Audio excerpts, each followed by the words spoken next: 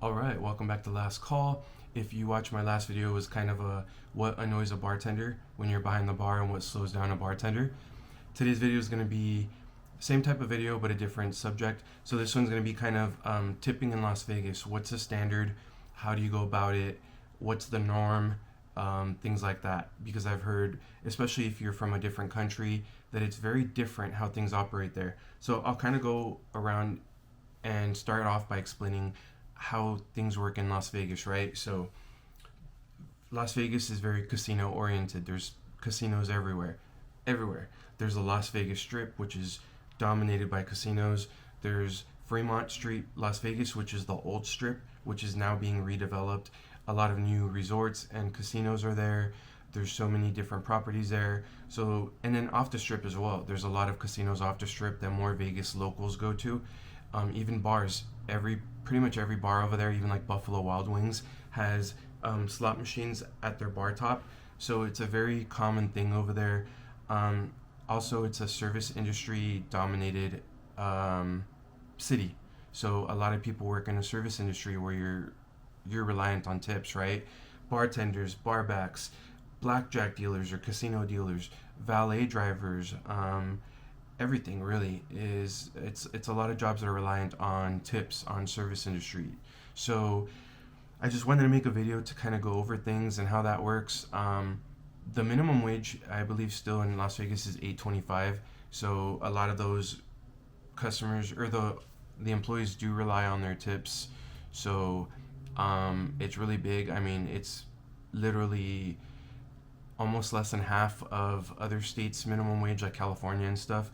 So yeah, a lot of people do rely on tips. That's kind of why I wanted to make this video, because especially if you're from a different country where gratuity really isn't the thing. So here's a few pointers of things that might help you out, or things you may not be aware of in Las Vegas. So a lot of places have a policy where if you're a party of 7 or more, auto gratuity will automatically be put onto your bill. So it's just because it's a larger group, it is going to take up more of the server's attention. You know, more people are going to need a side of ranch, a refill on soda, another beer, etc. So if you're a party of 7 or more, just be mindful that you're probably going to have auto grat. So when you get your bill, check your check or your bill, your tab, whatever you want to call it, check, because more than likely auto grat is going to be on there. Now normally it's a certain percentage. So if you think your server, your bartender, whoever went above and beyond, then by all means you can actually add an extra tip in there. But more than likely, if it's a big party, it's going to have auto grat on there. There's usually a sign on the restaurant somewhere before you walk in that has saying, you know, it's policy that a table of a certain amount of people or more will automatically have auto grat. So just be mindful of that. You can also ask ahead of time, but yeah, and you know, it's completely understandable, because like I said, it's going to take the server's time. A larger group, a larger party does take time. It's just how it is. So just be mindful of that. Okay, bar comps are different than if you're gambling on the casino floor, right? What I mean by that is if you're on a slot machine on the casino floor, there's cocktail waitresses that go around and take drink orders, right? But sometimes they're getting drink orders at 15, 20, 22, 23 drinks at one time. So is the cocktail waitress gonna actually look at your machine and say, oh, let me see, oh, you're only betting a penny at a time, I'm not gonna comp that, that's not enough? No, they don't have the time to do it. So more than likely they're just going to say, okay, you want a rum and coke, or you want a vodka soda or vodka Red Bull, whatever. They're going to write it down, and they're going to come back with your round, right? Some of them are a little more strict, like if you're gambling but your spouse isn't, they'll only get you a drink, not your spouse. Some of them are more lenient on that, especially if you're tipping. That goes a long way. You're going to get hooked up more. But anyway, when you're out on the casino floor, they're more lenient on that, because they don't have the time to check every machine and make sure you're actually gambling a good amount to get the free drink or the comp drink. If you sit at a bar top, whether you're at a bar off the strip in Vegas somewhere, or whether you're inside of a big casino and you're sitting at the bar top, it's the same thing. The bartenders do have to check and make sure that you're gambling enough to actually get a comp or a free drink out of it. So if you go to some of the properties like the Link, the Flamingo, some of the Caesars owned properties, and also some of the MGM owned properties. So MGM, Mandalay Bay doesn't have it, but MGM, Luxor, I believe, has it. They actually have a color system. So on the opposite side of your machine, so you're sitting at the bar top and here's your machine in front of you. On the opposite side facing the bartender, there's a little light that only the bartender can see. If it's red, that means you're not gambling enough for a free drink. If it's green, that means the bartender can comp you a free drink. So if you're gambling and it's green, the bartender's just gonna, no questions asked, get you your drink that you asked for. And I think there's a yellow that means that you're almost there but not quite. I think it tells the bartender they can go in and start preparing it. But anyway, there's a color-coded system. If you're at an older place, they're actually going to ask you, let me see you put in a $20 bill, or they'll actually check that you're max betting, or whatever their comp policy is, right? But yeah, they're a little bit more strict at the bar. I used to get that a lot. People come up to the bar and I have to say, hey, you're only betting 5 cents. I actually had a little machine at the restaurant I worked at the timeshare resort. It was like a little computer monitor, and it would tell me how many times per minute you're betting and your average bet. So it would tell me this person was only betting 5 cents a spin, and their average hands were 6 hands or 6 bets per minute, which means that you're only betting probably 5 cents, which is the bare minimum, and you're only spinning it every 10, 15, 20 seconds. So was that enough for me to comp a drink? No, not really. If they were doing $1 a spin and it was like 20 spins per minute or something, that's different, but anyway, I'm just saying that they're more strict at the bar top, so be mindful of that. And I would get cursed out, I would get yelled at. They would want to speak to managers about it, but it's just policy, and there's less people sitting in front of me, so the bartender actually has the opportunity to make sure that you're following the comp policy. So don't get mad at the bartender. It's literally how it is everywhere I've ever worked at. All right, cocktail servers and bartenders, they work on minimum wage or less. Some pay taxes on assumed tips. So just make sure you're taking care of them if you're doing a good job for you. What I mean by that is, like I was saying earlier, in Vegas, minimum wage is $8.25, right? Some places have what's called tip compliance or something similar to that name. Tip compliance basically means that Uncle Sam wants her fair share, right?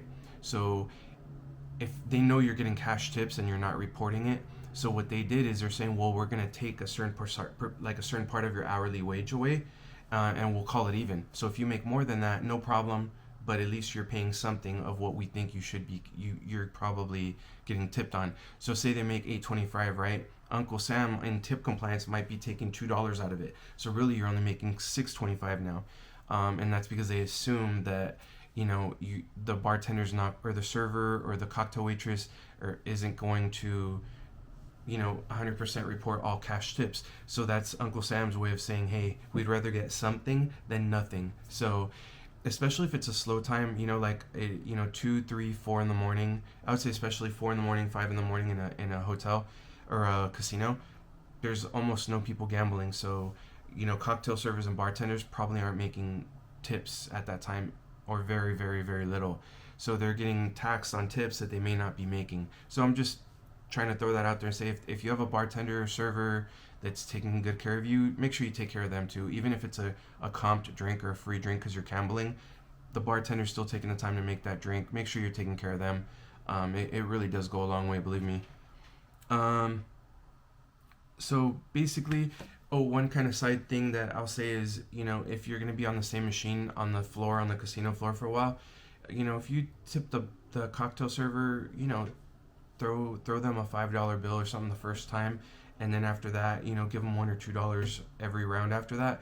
They're going to remember you from that $5 bill, and they're going to make sure you're taken care of. So just make sure that you're taking care of them. All right, at a restaurant, 10% to 20% tip is standard. 10% standard. If it's good, do 20%. Like I said, that's just if they're good. I've had people tip me 25, 30%, which I'm very grateful for. But that's just the standard in Vegas, and I would say in the US in general. So if they're taking care of you, just make sure you're taking care of your staff. Just like I said, for large parties, watch out for the auto grato.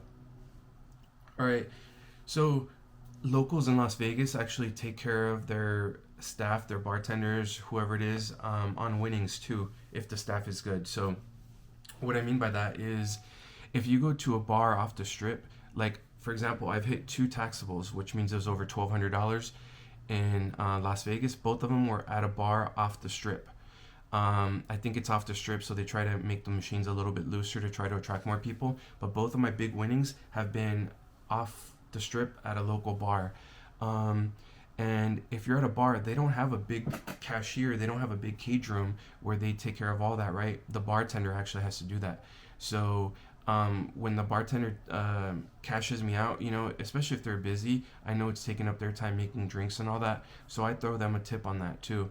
I won't say an amount because that's really what you think they deserve, but you know, I always take care of my bartenders if I'm cashing out money because I know it takes up their time too, and it could potentially be taking tips from them while they're cashing me out. You know, like one time I won $2,500. You know, there's paperwork you have to do on that.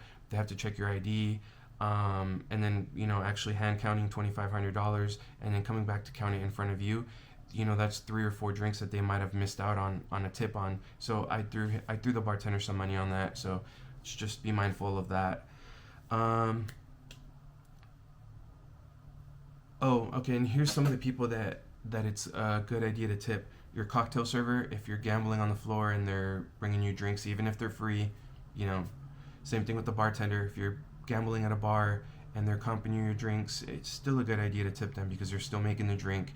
You may not be paying for it, but they're still putting in that effort. They're still making sure you're taken care of. Servers at restaurants, you know, anywhere you're at, servers at a bar, you know, make sure you're taking care of them.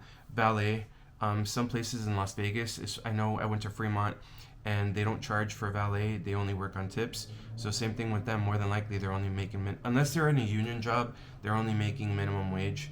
So valet drivers, it's a good idea to tip them. Like I said, a lot of places don't charge you anyway, they just work on tips, so it's a good idea. And then also table game dealers, it's the same thing with them.